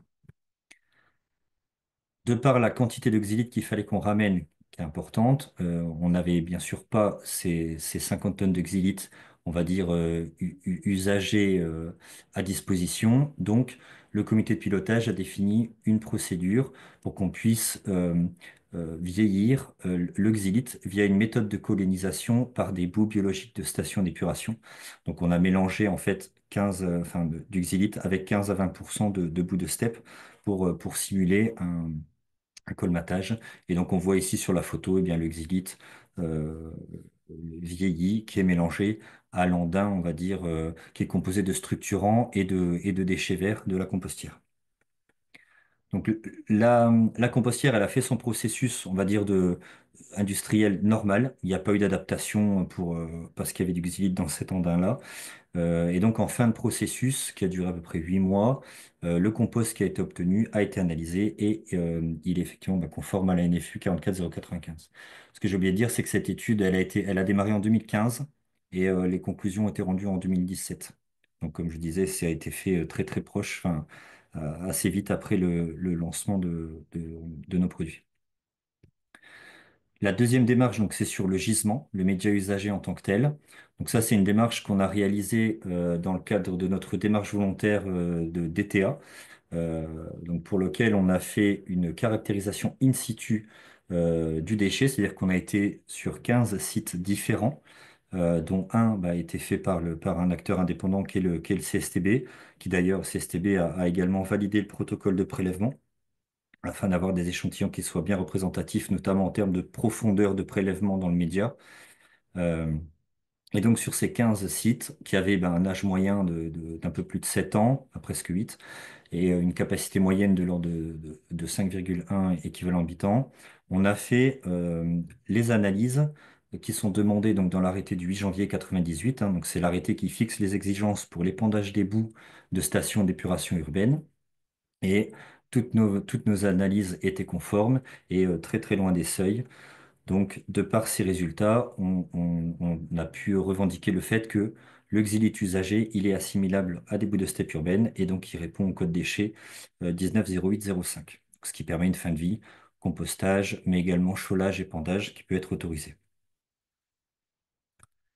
Donc, après vous avoir décrit les démarches qu'on a faites sur le média, ce qui est une part effectivement importante hein, de bien caractériser son média, pour savoir ce qu'on en fait. Ce qui est important également de vous présenter, c'est comment on s'est structuré pour pouvoir aller faire concrètement les renouvellements sur le terrain, ce qui est aussi une part importante de l'opération. Et donc, pour ce faire, eh bien, on s'appuie sur notre réseau local d'opérateurs certifiés, qui sont donc des entreprises indépendantes des lois, mais liées à nous, qui, par exemple, vous le savez certainement, mais ce sont elles qui vont réaliser les visites d'entretien gratuits qu'on offre en échange de la traçabilité de nos produits. Et c'est un réseau qui est en place depuis 10 ans, donc il y a une certaine antériorité. Il est composé donc de 6 sociétés, vous voyez hein, sur la carte ici, donc c'est les petits cercles en bleu sur la droite, chaque zone. Donc il y a 6 sociétés qui couvrent tout le territoire, donc on n'a pas de zone blanche avec des techniciens qui sont répartis sur chaque secteur. Ces opérateurs certifiés sont formés par nous-mêmes à nos produits, à nos procédures. Ils utilisent notre outil de gestion informatique du parc, ce qui leur permet d'avoir accès à toute l'historique de l'installation, mais ce qui leur permet aussi à eux de pousser de l'information dans l'outil. Ils ont un accès à toutes nos pièces détachées et ils sont en lien direct, bien sûr, avec nous pour tout ce qui va être diagnostic garantie. On le verra juste après dans les différentes étapes. Et c'est aussi eux qui sont en lien avec les vidangeurs et les compostières. Ça permet d'avoir vraiment un relais local pour organiser toutes les différents acteurs dont on a besoin pour réaliser ces opérations. Et chose importante, c'est également l'interlocuteur unique pour l'usager final. Donc c'est vraiment une simplification plutôt que l'usager, il a affaire d'un côté à un vidangeur, de l'autre à un prestataire de service, etc. et qui s'y perdent. Ah, voilà, nous on a l'opérateur qui en fait qui coordonne tout ça, qui pilote l'ensemble de l'opération et avec un seul interlocuteur donc, et une seule facture. Au niveau des étapes clés, pour ces renouvellements. On a bien sûr la première étape qui est le diagnostic initial, donc qui est réalisé par l'opérateur certifié. Ce diagnostic peut être fait soit dans le cadre de visites d'entretien périodiques ou dans le cadre d'une visite qui serait dédiée aux médias. Donc l'opérateur, voilà, il va prendre un certain nombre d'informations, de paramètres sur le produit, mais on le verra, il va pas se contenter de regarder ce qui se passe dans la cuve, il va regarder aussi l'environnement, parce que ça aura son importance pour les étapes d'après. La deuxième étape, c'est donc la décision. Donc ça, c'est-à-dire que l'opérateur nous envoie chez nous, au service support Eloi, les informations et nous, on prend la décision en tant que fabricant de dire oui, est-ce que le média doit être renouvelé, oui ou non. Et il y a également des notions de prise de garantie. Est-ce que c'est pris en garantie, oui ou non. Et ensuite, c'est l'opérateur qui va contacter un vidangeur local pour pouvoir faire des devis et donc la prestation de vidange. Ensuite, nous, en tant que fabricant, eh bien, on envoie la matière première, donc le média neuf, on l'envoie sur palette chez l'usager final quelques jours ou 1 à 2 semaines avant l'intervention. Et donc, l'intervention ou la réalisation hein, qui est faite conjointement entre l'opérateur certifié et le vidangeur, donc ils s'accordent sur la date et ils se coordonnent. Et donc, cette opération de renouvellement, effectivement, l'opérateur est là pour démonter le système de distribution. Ensuite, le vidangeur, il extrait le média. Il va ensuite le transporter en centre de compostage. Et après, donc l'opérateur prend le relais pour remettre le média neuf, remettre la distribution, refaire tous les réglages et remettre, enfin dire, en service le dispositif pour qu'il puisse repartir. Donc on voit qu'on a vraiment une maîtrise tout au long du processus. Et voilà, encore une fois, l'interlocuteur unique pour l'usager. Donc c'est vrai que depuis tout à l'heure, on parlait beaucoup de qu'est-ce qu'on fait du média en fin de vie. Et c'est une question importante. Hein. C'est pas, faut pas du tout l'éluder, mais, mais on le verra. C'est important de se préoccuper de ça, c'est sûr. Mais il faut pas occulter que c'est bien de savoir ce qu'on en fait en fin de vie, mais c'est bien aussi, enfin, il faut avant tout avoir bien structuré la manière dont on va chercher ce média enfin, dans les produits in situ, parce que c'est des opérations qui sont pas simples. Il faut vraiment coordonner plusieurs acteurs, etc. Et avoir des relais locaux. Donc, et ça, on peut pas compter sur. Enfin, c'est pas le rôle de Valobat, cette partie-là. Valobat, voilà, il est vraiment, comme vous l'avez compris, sur la partie, une fois qu'on a collecté et transporté le déchet, Valobat va le prendre en charge et le revaloriser au mieux en mettant en place voilà, des filières qui sont de plus en plus vertueuses dans le temps. Ça, oui, ça c'est le rôle. Par contre, tout l'aspect voilà, collecte, transport, ça c'est à nous, professionnels, de l'organiser pour être prêt et opérationnel quand il y a besoin. Donc au niveau des coûts maintenant. Alors là, je vous ai mis la répartition donc, des coûts globaux d'une opération de renouvellement. Donc on voit qu'on a deux parties à 35%, une troisième à 25% et une à 5%. Donc comment se répartissent ces coûts? Alors le premier gros morceau, on va dire à 35%, eh bien c'est la vidange, donc c'est l'extraction du média et son transport. Le deuxième partie à 35%, c'est la matière première, donc c'est le média neuf et son transport chez l'usager. À 25%, on retrouve la main-d'œuvre. Donc ça, c'est la partie, on va dire, opérateur certifié, hein, parce qu'il y a deux techniciens qui sont présents pendant une demi-journée. Donc tout ça, voilà, ça a un coût. Et enfin, bah, les 5% restants, c'est sur la partie valorisation du média. Donc on le voit qu'effectivement, la partie valorisation, finalement, elle représente une part assez faible, hein, qui est que de environ 5%. Alors ça vient du fait que on est sur une revalorisation par compostage et que les coûts par exemple, les coûts de mise en compostage sont de l'ordre de 50 euros par tonne de médias, alors que si on est sur une évacuation type enfouissement ou incinération, là on monte à minimum 150 euros la tonne. Donc on voit que les coûts sont pas les mêmes. Et donc tout ça pour arriver à un coût global moyen de renouvellement qui est à 2500 euros hors taxe pour l'usager final. Donc on préfère nous parler de coût global moyen plutôt que de coût à partir de, parce que c'est pas très représentatif de parler de coût minimum. On sait que parfois on peut faire des opérations où le prix du renouvellement, oui, peut descendre en dessous de 2000 euros.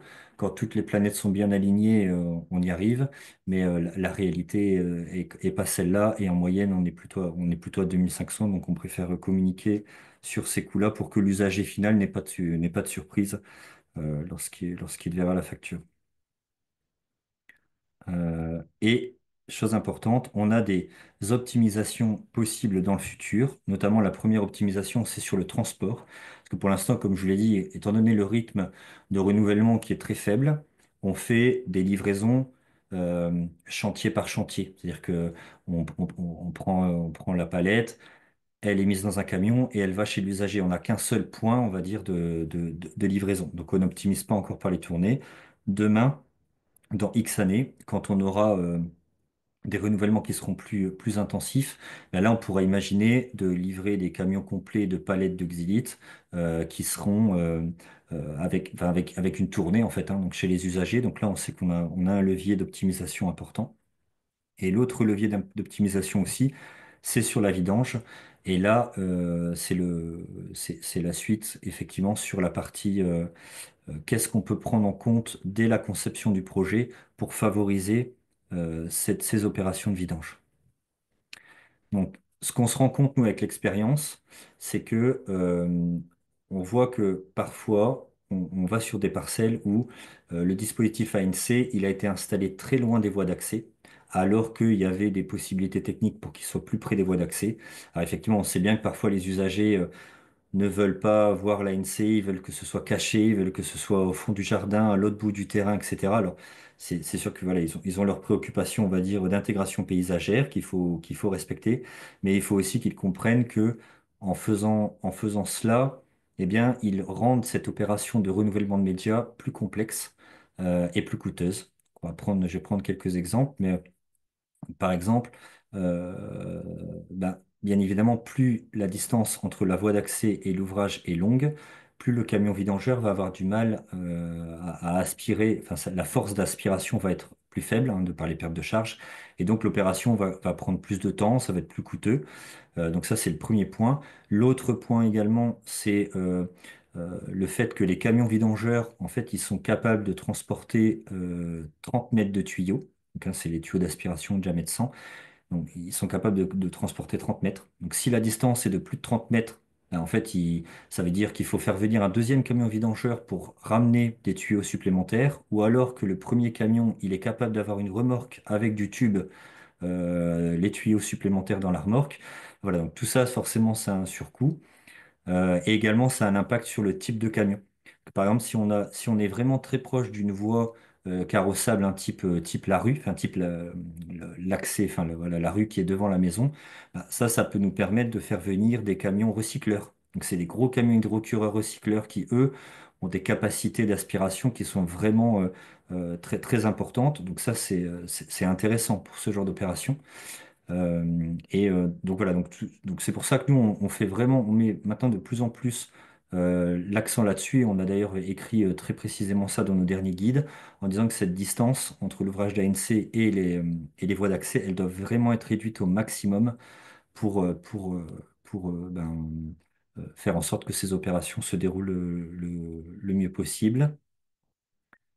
Euh, et voilà, je pense que c'est tout ce que je voulais dire. Et donc, en synthèse, qu'est-ce qu'on peut dire sur le média, notre média? Donc, effectivement, notre fin de vie, elle a été réfléchie donc, de manière proactive. Le compost de xylite, il respecte la norme NFU 4495. Le xylite usagé, eh bien, il peut se raccrocher au code déchet 19 0508, 0805 d'ailleurs, pardon, donc je fais une inversion. Eloi maîtrise toutes les étapes de renouvellement donc, par notre réseau d'opérateurs certifiés local. Ce qui fait une démarche qui est simplifiée pour l'usager avec un interlocuteur unique. Et ce dont nous, les perspectives qu'on voit avec Valobat, c'est effectivement de favoriser l'accès aux compostières pour les médias organiques végétaux. Et uniquement, on l'a bien vu tout à l'heure, hein, les médias, que ce soit minéraux ou synthétiques, ne sont pas compostables, donc ne peuvent pas prétendre à ce mode d'évacuation. Euh, voilà, parce que la compostière, c'est le mode de revalorisation qui est le plus vertueux et le moins coûteux pour ce mode de déchets. Je vous remercie et je pense que je passe la parole maintenant à Alexandre. Merci beaucoup, Jean-François, du coup, pour cette partie sur le matériau xylite des lois. Et en effet, maintenant, on va aller avec un deuxième fabricant, avec Simop, pour voir du coup ce qui a été mis en place du côté de ce fabricant pour, pareil, gérer la fin de vie de ces médias. Donc, Alexandre, je vous laisse partager votre écran. Et puis ensuite, du coup, on aura à l'issue de cette deuxième présentation un temps pour répondre à vos questions. Ok. Bon, bonjour à Et c'est tous. tout. Est-ce que vous voyez bien ma présentation? Oui, tout à fait. Ok, très bien. Donc moi, je vais vous présenter un petit peu le retour d'expérience de CIMOP concernant donc un déchet particulier du bâtiment, donc les médias filtrants usagés issus des filtres compacts utilisés en assainissement non collectif, et donc plus particulièrement les coquilles de noisettes issues des filtres compacts Bionut vendus par CIMOP. Donc, dans un premier temps, je vais vous présenter un petit peu le contexte et les enjeux de la problématique. Je détaillerai ensuite un peu plus la démarche de l'étude qui a été menée par CIMOP. Ensuite, je présenterai les résultats de cette étude avec un petit focus sur les coûts avant de faire une petite conclusion. Donc, brièvement, je vais présenter CIMOP. Donc, c'est une entreprise qui fabrique des équipements pour le traitement des eaux pluviales, des eaux usées également, ainsi que divers équipements de voirie et réseaux.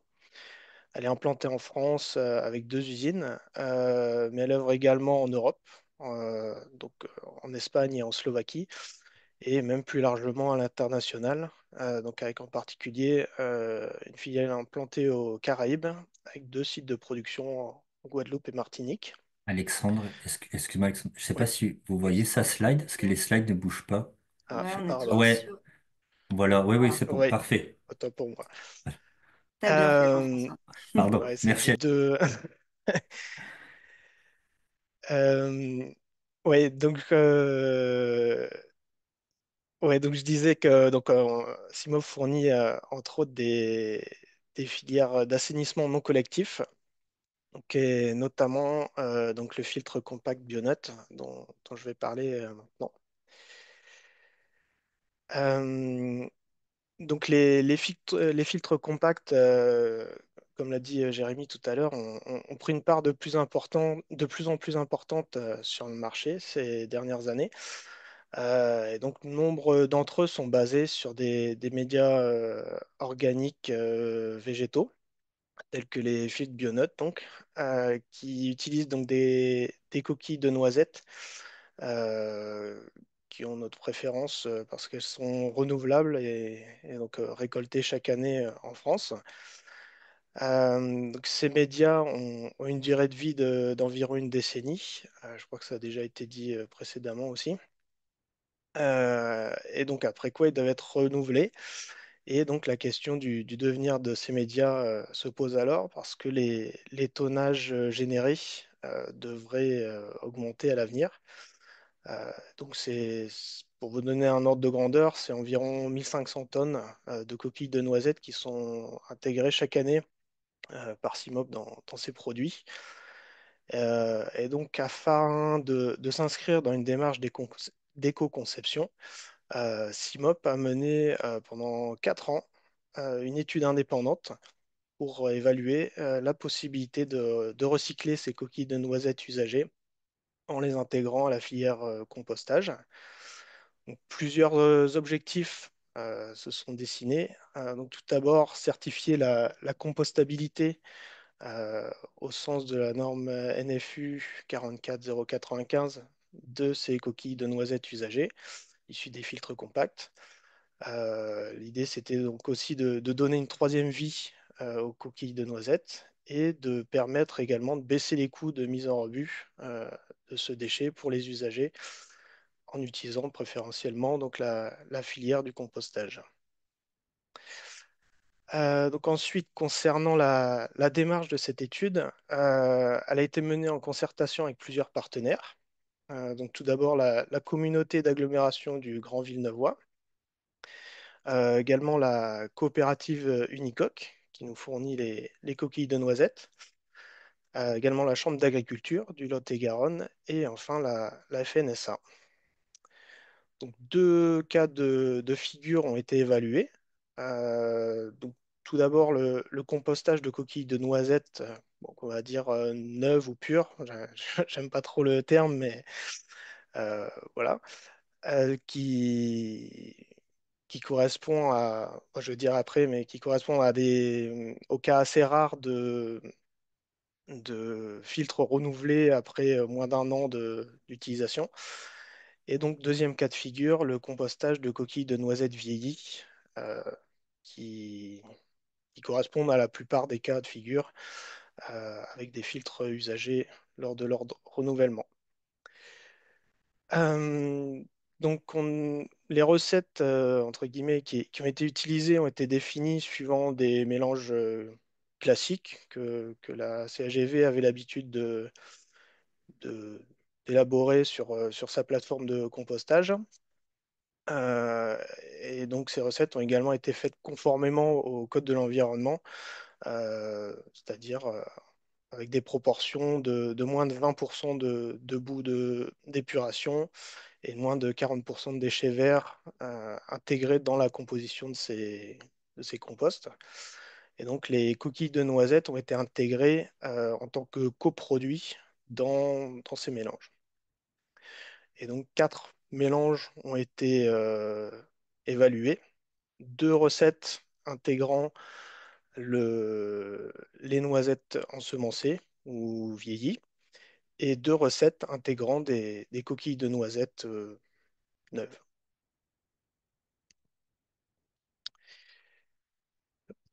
Je vais aller un peu vite. Alors, Tout d'abord, on a d'abord cherché à caractériser les, les coquilles de noisettes avant le compostage pour vérifier leur conformité en tant qu'intrant dans la composition. Donc, leur conformité suivant l'arrêté du 8 janvier 98 modifié.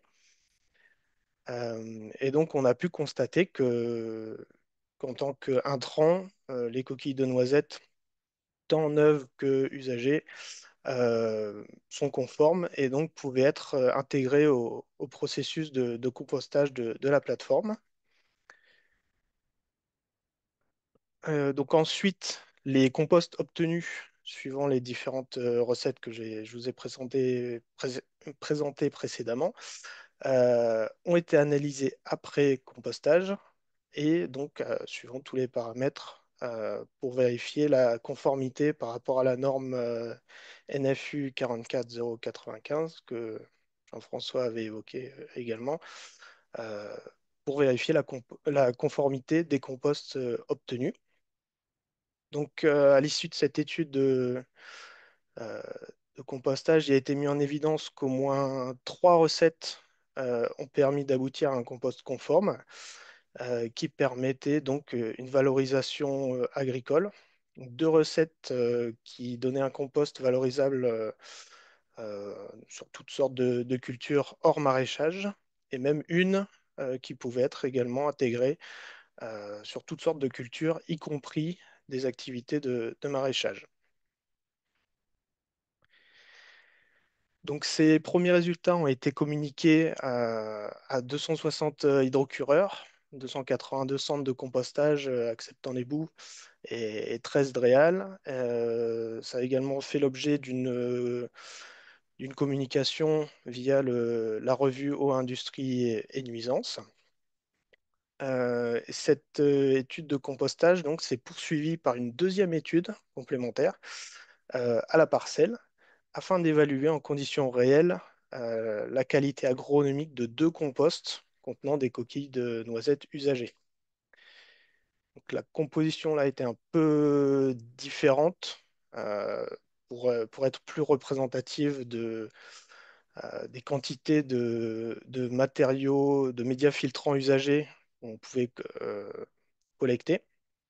Parce qu'il est difficile et peu probable en fait de rentrer dans le cas de figure où on collecterait 120 tonnes de, de coquilles usagées en une fois pour faire un andin sur une plateforme de compostage. Donc il y a deux types de compost qui ont été testés.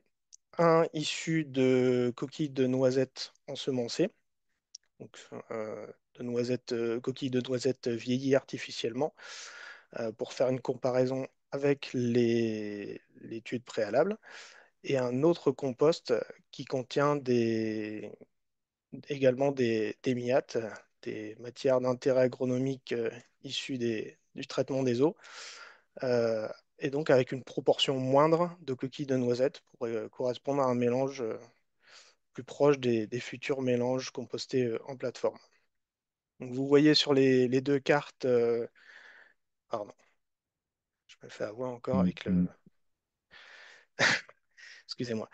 Vous voyez sur les deux cartes les lieux enfin, le lieu de la parcelle test, donc situé dans le sud-ouest de la France. Euh, et donc, bah, le point sur la gauche correspond à l'endroit où a été épandu le compost reconstitué. Euh, le point au centre avec le compost pur, j'allais dire, de noisettes ensemencées. Et le troisième point sur la droite qui correspond à une parcelle témoin. Concernant la démarche de cette deuxième étude à la parcelle, il y a on a d'abord défini des doses d'épandage préconisées. Euh, Elles ont été calculées en fonction des teneurs en matière organique éléments fertilisants, éléments traces métalliques et composés traces organiques dans le respect des seuils réglementaires. Euh, une analyse de sol a été menée avant l'épandage. Les composts ont été pendus et une nouvelle analyse de sol a eu lieu un mois après l'épandage et encore une autre un an après l'épandage. Et donc, à partir de ces analyses de sol, une évaluation de la dégradation des composts et de la libération des éléments fertilisants a été menée. Et enfin, ces données agronomiques ont été partagées sur la base de données Azopro, qui est consultée entre autres par des producteurs de fruits et légumes. Donc, cette étude à la parcelle a montré que ces composts améliorent certains paramètres agronomiques et permettent le maintien de la conformité des sols vis-à-vis des éléments traces métalliques, sans toutefois avoir d'effets vraiment significatifs sur la matière organique humifiée. Euh, pour parler un peu plus spécifiquement des coûts, on peut dire que le débouché pour les médias filtrants usagés via le compostage permettrait un coût environ 35 fois moins que le traitement en centre de déchets spéciaux. De plus, le compostage des coquilles de noisettes usagées ne génère pas de surcoût euh, lié à la gestion des reflux de criblage sur la plateforme, car elles sont suffisamment petites pour passer intégralement dans le compost. Et enfin, que le compost constitue un amendement fertilisant à bas coût pour l'agriculteur, avec un prix de l'ordre d'une dizaine d'euros la tonne environ.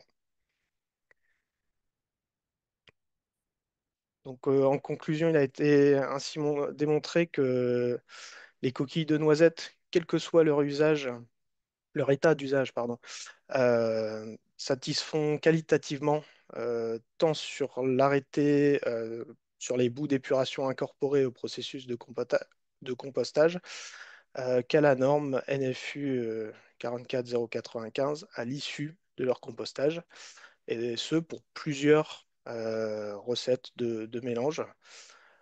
On peut également donc préciser que le code déchet 190899 a été attribué aux coquilles de noisettes usagées, considérées comme un déchet du bâtiment. Et enfin, qu'une démarche a été engagée auprès de l'OCAB pour obtenir un code spécifique intégré au barème de l'éco-organisme. Et donc tout cela permet d'inscrire pleinement les coquilles de noisettes dans le cadre de la REP PMCB et de l'économie circulaire grâce à la valorisation par le compostage de ce déchet du bâtiment euh, pour en faire un amendement ayant une action démontrée de structuration du sol, également de stockage de carbone dans le sol, tout en réduisant le coût de traitement de ce déchet pour l'usager. Voilà, je vous remercie pour votre attention. Merci beaucoup, Alexandre. Je crois qu'il y avait quelques slides de conclusion avec Jérémy et on passera ensuite, du coup, à vos questions. Ok, oui. Alors par contre, oui, voilà, il faut que je puisse repartager. Donc juste une petite conclusion pour générer les échanges sur cette partie-là. Donc merci, merci Alexandre, merci Jean-François pour les témoignages et retours d'expérience de démarches volontaires des industriels sur ce sujet-là. Donc on a poursuivi sur cette base-là les échanges et l'idée effectivement collective avec le soutien de Valobat, c'est d'aller vers des démarches qui permettent que les médias organiques en fin de vie obtiennent un code déchet pour accéder aux compostières.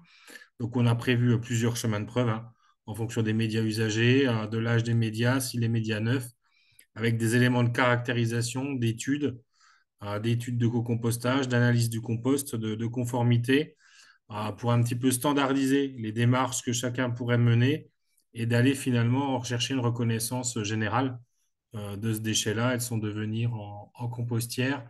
Donc, on a travaillé à ce sujet-là. avec le groupe de travail qu'on a au sein de Valobat. Et aujourd'hui, on est à la phase de dialogue et d'échange avec l'État, avec les ministères, pour reconnaître cette démarche et continuer l'engagement dans ce sens-là.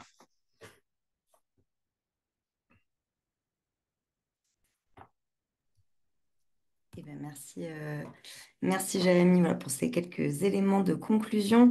On va du coup pouvoir passer à vos questions. J'en profite pour vous préciser que la semaine prochaine, mardi prochain, je vous donne rendez-vous à 10 heures pour une webconférence avec Premier Tech sur le renouvellement des médias filtrants. Comme ça, voilà, on aura fait une petite boucle. Évidemment, il y a plein d'autres fabricants, mais voilà, vous aurez au moins 3 exemples du coup de renouvellement des médias filtrants qui vous seront proposés entre les deux qu'on vient de voir et celui de la semaine prochaine. Alors, une première question de Loïc Nog, qui est au département de la Manche, qui demande est-ce que c'est aux agents des SPANC lors de leur contrôle d'évaluer l'état du média filtrant et d'indiquer s'il y a un changement à prévoir, ou est-ce que c'est aux fabricants de le faire? Peut-être pour clarifier un peu ce processus-là. Je peux bien répondre si vous voulez. Effectivement, non, c'est pas aux techniciens Spank hein, de faire le JAG. En tout cas, ce qui nous concerne, c'est vraiment les opérateurs certifiés qui sont formés à faire le diagnostic hein, via des procédures spécifiques, alors, à mon avis, qui vont être propres à chaque fabricant. Et en plus, nos opérateurs, bah, c'est eux qui sont en lien avec notre service support. Donc, une fois qu'ils ont fait le JAG, ils font remonter les informations chez nous pour la prise de décision. Est-ce que oui ou non, faut renouveler? Et en plus, pour les aider dans le diagnostic, eux, ils ont accès à tout l'historique de l'entretien ou des éventuelles pannes qu'il y a pu y avoir par le passé. Donc, ce que n'ont pas, bien sûr, les techniciens SPANC. Donc voilà, non, non, c'est pas aux techniciens de faire ce diagnostic.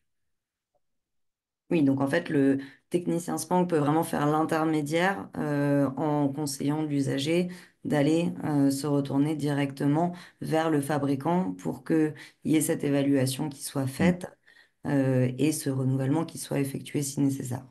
Oui. Ok. Merci pour la précision. On a Sylvie Boudré qui est à l'Office de l'eau Martinique qui demande est-ce que les compostières, bah, peut-être on peut prendre l'exemple du coup de la compostière de l'eau, est-ce qu'elle demande à être payée pour récupérer ces médias? Oui. Oui, oui, oui, oui. Les coûts sont, alors j'avais annoncé en moyenne 50 euros de la tonne et ce qu'on observe, c'est entre 30 et 80 euros de la tonne en fonction des compostières. Mais oui, oui, c'est payant. D'accord. Et elle nous pose du coup deux autres questions. Elle demande est-ce que, alors, si tu as une réponse, hein, est-ce que l'écoulement, donc la revente du compost auprès des agriculteurs, est-ce qu'il est problématique? Est-ce qu'il est plutôt facile? Peut-être. Alors c'est pas notre métier, c'est vrai que, Oui, c'est mais ça. de ce qu'on a compris, c'est que le fait qu'il soit normé, bah, en fait, oui, en fait, à partir du moment où il est normé, peu importe la matière première, donc Mm. qu'ils ont utilisé du déchet vert ou des médias organiques, le compost est normé, il est normé, donc il part dans le circuit de commercialisation en fait classique d'un compost normé.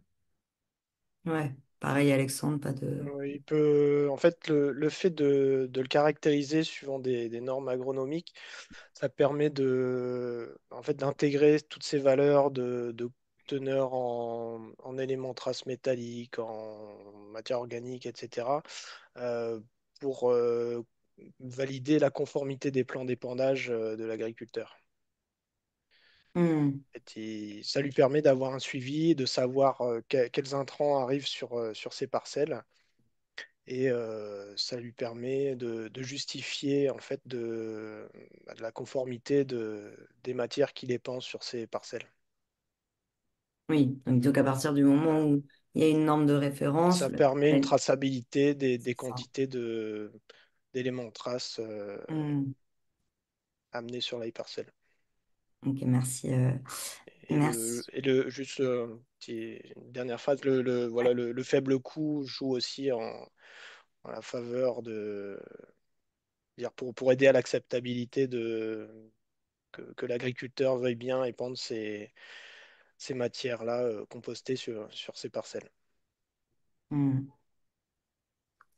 Et alors, elle avait une dernière question. Elle demandait, est-ce que vous avez déjà envisagé une revalorisation des médias sur site chez le particulier? Du coup, j'imagine dans des composteurs individuel. Un peu le parler avec les toilettes sèches, peut-être que. Mm. Alors, c'est vrai que non, on l'a pas trop envisagé parce que. Alors, je pense qu'il y a des problématiques sanitaires et Ouais, puis c'est ça. de En fait, volume. le compostage industriel passe par une mise en température suffisante pour hygiéniser la matière, ce qu'on n'a pas dans un compostage domestique.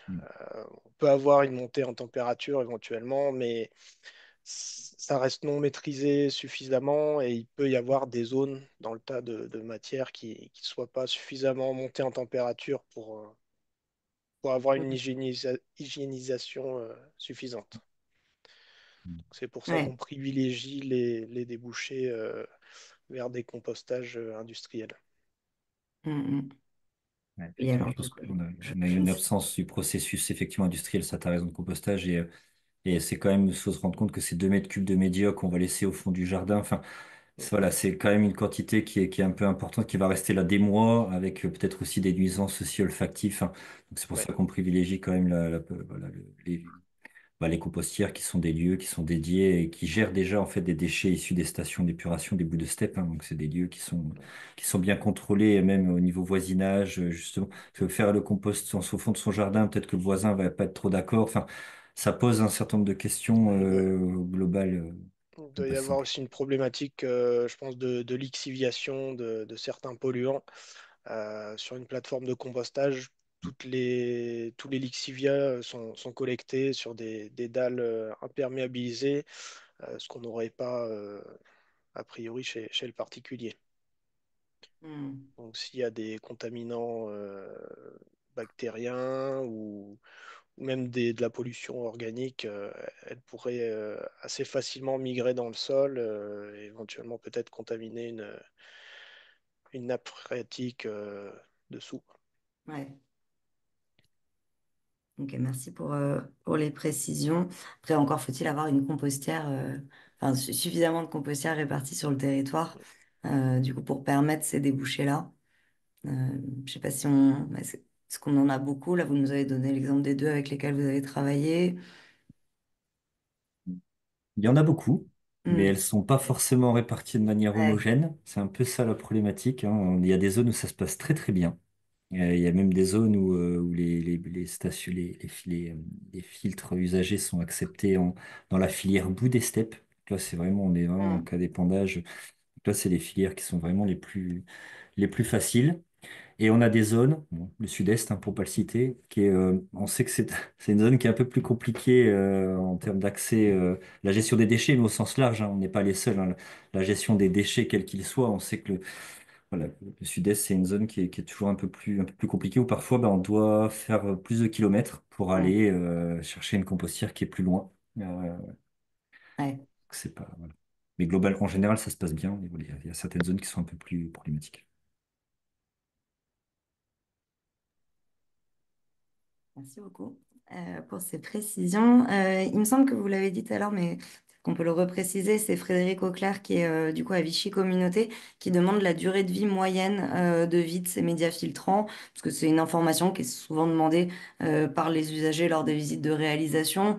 C'est vrai que ça permet aussi aux techniciens Spank de fournir l'information et de dire, bah voilà, au bout de tant de temps, il faudra reprendre contact avec le fabricant. Environ une décennie, Hmm. plus ou moins. On C'est n'est ça, une pas dizaine L'usage, d'années. toujours prêt. ouais, entre 10 à 15 ans, enfin, en fonction de C'est plein de ça. paramètres, l'usage, le Mhm. nombre de personnes dans l'habitation, etc. Mais entre 10 à 15 ans, grosso modo. Enfin, si je pense que si on prend les fabricants de filtres compacts, en général, c'est les durées de vie qu'on annonce, elles tournent entre effectivement 10 et 15 ans, quoi. Ouais. Ok, merci. Alors, une autre question, du coup, c'est Jacques Ollès, qui est donc au groupement Varois de l'assainissement, et qui demande si on peut repréciser peut-être un peu le rôle de Valobat sur cette partie vraiment justement recyclement des médias usagés, parce que c'est vrai qu'aujourd'hui, c'est un peu les fabricants là, qui ont présenté du coup la structuration de ces filières. Effectivement, c'est ce qu'on expliquait au démarrage de l'intervention, c'est que en fait le rôle de Valobat, d'abord il est sur l'ensemble des déchets du bâtiment et il est d'organiser, de mettre en place des filières sur des flux qui ont été définis réglementairement par les pouvoirs publics. Et quand on peut faire plus, on fait plus. Donc, c'est le premier point. Donc, on a plutôt une mission de coordination pour mettre en place des points de reprise, mettre en place de la reprise sur les sites des entreprises ou sur les chantiers. Dans le cadre de l'ANC, bah, vous avez vu dans les présentations, les industriels nous ont pas attendu et n'ont pas attendu la REP pour démarrer. C'est des projets qui sont sur du long terme et c'est des projets qui sont extrêmement techniques. Donc, en interne, Valobat, on n'a pas cette technicité, cette finesse d'approche que peuvent avoir les industriels sur les déchets issus des produits qu'ils ont mis en œuvre. Donc, on va pouvoir être en accompagnement, en tout cas sur la recherche de solutions de compostage et ou de recyclage. On va être en accompagnement de ces filières au travers d'appels à projets, au travers d'expérimentations, comme on a pu le montrer, pour quelque part aider à lancer ces filières et à ce que ces filières puissent se mettre en place, se développer, partir de peut-être une filière qui était installée au niveau régional et la déployer au niveau national sur la base de réalisations qui ont été faites. On peut mener, on pourra voilà, à réfléchir, mais il y a des projets qui peuvent être menés aussi conjointement. Mais pour l'instant, notre rôle est plutôt un rôle de coordination de la filière avec la mise en place des points de reprise, des services associés, de la collecte et de l'organisation de la reprise. Plutôt qu'avoir un rôle pur R&D, entre guillemets, ce rôle de R&D, il est vraiment fait dans le cadre de nos appels à projets pour que des industriels ou des groupes d'industriels ça peut être aussi des organismes de recherche, des centres de recherche, puissent postuler à ces appels à projets pour que nous, on les soutienne et on avance sur les sujets de l'économie circulaire à venir. Merci beaucoup voilà, d'avoir Bah, reprécisé. si c'est suffisamment complet ou si Jérémy ou Jean-François ou Alexandre veulent compléter. Est-ce que quelqu'un veut compléter? Moi, c'était parfait. Super. Merci beaucoup. Et puis peut-être une dernière question. Jérôme Le Maréchal, qui est au département de la Manche, qui dit, est-ce qu'on peut s'attendre à un ralentissement de l'installation de filtres compacts avec justement ces coûts d'entretien euh, qui viennent s'ajouter forcément aux coûts d'installation? Par deux éléments. Déjà, d'une part, ce qui est important, c'est que ces coûts, ils doivent être annoncés clairement à l'usager. Et c'est vrai que parfois, on a certaines filières filtres compacts où on annonce un média qui serait éternel ou voilà, et qui ne se colmate pas, etc. Et ça, pour nous, ça nous pose quand même un certain nombre de problèmes parce que le média incolmatable, sauf preuve du contraire, il n'existe pas. Et effectivement, quand on n'annonce pas les coûts clairement à l'usager dès le départ et qu'il se retrouve avec une facture de renouvellement de plusieurs milliers d'euros, bah, il comprend pas. Donc, il a tendance à dire que la filière en tant que telle, filtre compact, n'est pas bonne, alors que c'est pas le cas, hein. Quand, voilà, effectivement, il y a des filtres, ça se remplace comme plein d'autres filtres. Donc, quand l'usager est prévenu, en général, bah, c'est mieux perçu. Et l'autre élément, c'est l'optimisation, hein, dont on parlait tout à l'heure, hein. Pour l'instant, les coûts qu'on annonce, on est vraiment au tout début, effectivement, des renouvellements. Donc, quand on sera sur le rythme que Jérémy avait projeté, là, avec des tonnages à 75 000 tonnes par an, on aura des optimisations, voilà, à tous les niveaux, hein, sur le transport, sur les matières premières, etc. Et aussi, n'oublions pas les notions d'optimisation dont on parlait sur l'implantation, hein. Ça, c'est vraiment important. Ça joue énormément sur le prix des renouvellements. Donc, non, je pense pas qu'à terme, il y aura forcément d'impact sur le marché de filtres compacts en tant que tel. Merci Jean-François. Je ne sais pas si Alexandre, Jérémy, vous voulez compléter d'un mot Non, moi, je pas grand-chose à ajouter à ce qui a déjà été dit. Eh ben, merci beaucoup, du coup, Jean-François, pour cette précision. Et du coup, je crois qu'on a fait le tour des questions de nos participants. Donc, il me reste à vous remercier vivement. Donc, merci à l'ATEP, à Jérémy Steninger, voilà, déjà d'avoir effectué, initié ce travail avec Valobat. Merci à Stéphanie et à Colline de nous avoir présenté du coup l'état d'avancement de cette REP. Bon, on a bien vu, hein, affaire à suivre. Il y a d'autres choses qui arriveront. Donc, voilà, on souhaite que beaucoup de succès pour ces travaux à venir et pour qu'on puisse du coup avoir de plus en plus de filières de valorisation de ces produits en fin de vie. Et du coup, un grand merci également à Alexandre et à Jean-François de nous avoir présenté du coup les solutions déjà existantes, telles pour le coup, hein, de gestion de la fin de vie des médias, des lois Water et de CIMOP. Voilà, merci pour vos présentations, aux personnes connectées pour leur participation. Et comme je vous le disais, je vous donne rendez-vous la semaine prochaine. Donc voilà, ce rendez-vous avec Premier Tech pour voilà, compléter un petit peu le sujet d'aujourd'hui. Et puis un rendez-vous aussi lundi matin à 11 heures avec Maître Landau pour parler du coup de la fameuse proposition de loi sur les transferts de compétences eau et assainissement, dans laquelle je pense que ça ne vous aura pas échappé, un petit amendement surprise est venu se glisser et qui concerne particulièrement les SPANC. La proposition de loi est en étude aujourd'hui et jusqu'au 13, me semble-t-il. Donc voilà, on se donne rendez-vous lundi prochain, le matin avec Yann Landau pour faire un focus ANC et vraiment on se consacrera à cet amendement. L'après-midi avec son frère Éric Landau pour voir tout ce qui s'est passé de manière plus générale sur les transferts de compétences eau et assainissement. Voilà pour les rendez-vous. Je vous souhaite du coup à toutes et tous une très bonne fin d'après-midi et du coup à très vite dès la semaine prochaine. Merci beaucoup. Merci, au revoir. Merci, Merci au à tous. revoir. Au revoir, bonne fin de journée.